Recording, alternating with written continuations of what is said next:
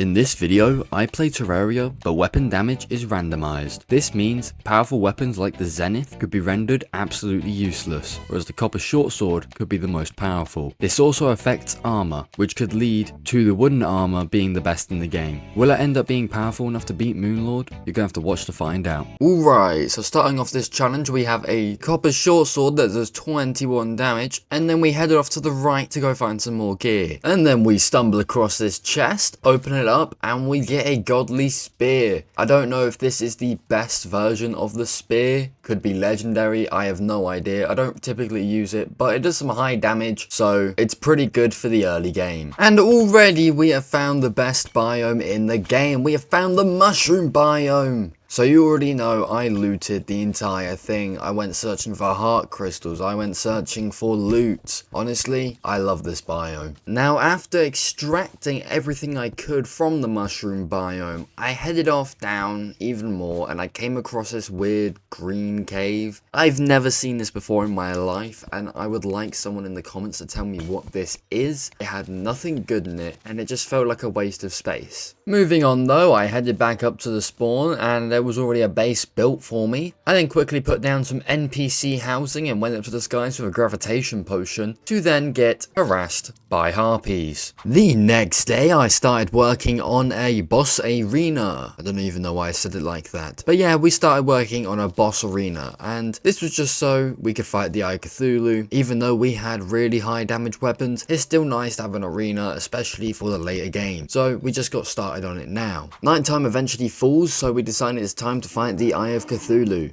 Now you may have noticed, I keep saying we throughout this entire video. That's because I'm making this video with my good friend Lemon. But as we've just beat the Eye of Cthulhu, more on that later. Now sadly, because of the randomizer mod that was actually randomizing all the weapon damage, it made the Eye of Cthulhu not drop its loot bag. But that's not the end of the world, because again, I'm using weapons that are completely overpowered. After that very short Eye of Cthulhu fight, me and Lemon decided it was time to fight the Eater of Worlds. So of course I struggled at first to actually break the first orb, but after that we went on a roll. We broke the first orb, the second orb, and the third, and here we go, the Eater of Worlds.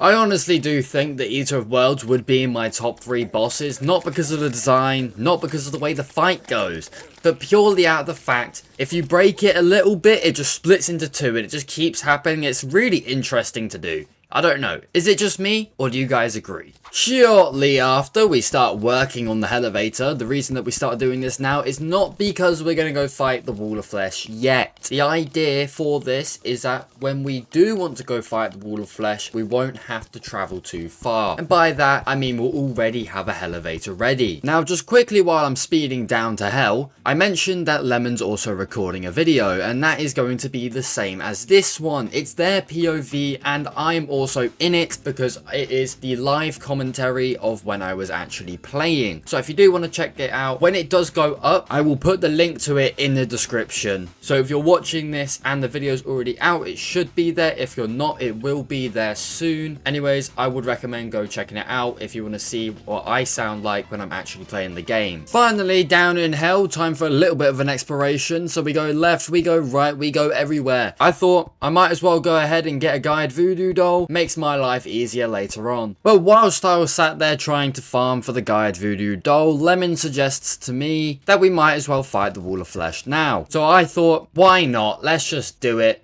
We can do Skeletron later. So we quickly made some NPC housing, waited for the guide to spawn in there, and dropped him to his death, spawning in the Wall of Flesh. As expected, this fight would of course be easy. I had a 500 damage mace. There was no way I was going to lose. The unfortunate part was I still hadn't fixed the boss drops. So the hammer that I needed to unlock the hard mode ores didn't drop. So to distract ourselves, we actually just decided to go fight Skeletron. And I very much quickly built an arena, and then we waited for nighttime, and then we fought Skeletron. And this little boss battle we just did ended as quickly as it started. There was no struggle, there was 2 of us, and we were overpowered. And just shortly after that, I stumbled across the Hallow. It was located on the right side of the world, just next to our base, so it wasn't too far. And after discovering the Hallow, I knew what I needed to do next. I needed the hard mode ores, which meant I needed the hammer. So I headed straight back down to hell, sacrificed the guy, spawned in the wall of flesh, beat him, got the hammer. Now it's time to destroy some altars. But as always, the goblin army had a different idea. So we quickly cleared them out so we could do what we actually wanted. And then I gathered enough hellstone and then obsidian for a molten pickaxe. I forgot to do this earlier, and you kinda need it to do the hard mode ores. Moving on, we mined enough palladium to make the palladium drill. And then right away, go get enough orichalcum for the orichalcum anvil. And now we can make the mech boss summons, which will include the mechanical worm, the mechanical skull, and the mechanical eye. So me and Lemon agreed to split the tasks. Obviously we'd need souls of light and souls of night for all three bosses, and we'd also need other materials. I went on my way to gather the other materials and souls of night, and they went on their way to gather the souls of light. Around 30 minutes passes and we have enough materials to spawn in all three mechanical bosses, so of course that is what we did. And it finally hits night time, so we start off with the easiest of the three bosses with Skeletron Prime, and he goes down pretty quickly. This is actually one of the more funny fights because my defense is so high that I can just literally stand still and shoot my Daedalus Stormbow over and over. There's nothing he could do to me. I didn't have to heal or anything like that. It was a stress-free fight. And with Skeletron Prime down, the next up was the twins. The reason that we chose these next is because they are the more difficult of the three. And we wanted to waste no time in just getting straight to them, but in realistics, they had no chance on us. We had like 400 defense. And we kept this confidence until we remembered Spasmatism shoots fire, which doesn't actually care about your defense and will leave a cursed body effect. This also meant that I got quite low during this fight a couple times, and also died a few times. So then we had to start tryharding. Beating 2 or 3 mech bosses in one night is pretty good. Next up, I decided I wanted some wings, so that's what we started doing. So we spent the next day making wings while waiting for the next night to fight the destroyer. After hating my life for the next 10 minutes because of wyverns, I made some harpy wings. The next night rolls around and it was time to take on the destroyer of all of your NPCs. Yeah, I could never avoid that. And 2 minutes later, after a constant stream of arrows, that mechanical worm is now down, which means we're finally not in the boring stage of hard mode. It's time for Plantera. So we both run around the jungle like madmen looking for a Plantera bulb and even life fruit just to gain some health or try and progress in the game, but we had no luck. 20 minutes later, Lemon tells me I think I found one and tells me to teleport to them. So we both join pink team, I use a wormhole potion, head over, and what do you know, there's one right there. So of course, without even thinking about it, I mined the Plantera bulb straight away. I wanted to fight Plantera as soon as possible because I wanted to move straight on to Golem. The actual fight was nothing too difficult, and it was kind of nice just having a already pre-built arena to fight Plantera in. Other than that, I was excited to get the jungle temple key. Now all we had to do was find the thing. Lemon tells me to teleport over, so of course that's what I did, and then straight away it was the jungle temple. It seems like Lemon is better at finding things in this game than me, and I'm the one with more experience. Either way, I'm happy. We're at the jungle temple.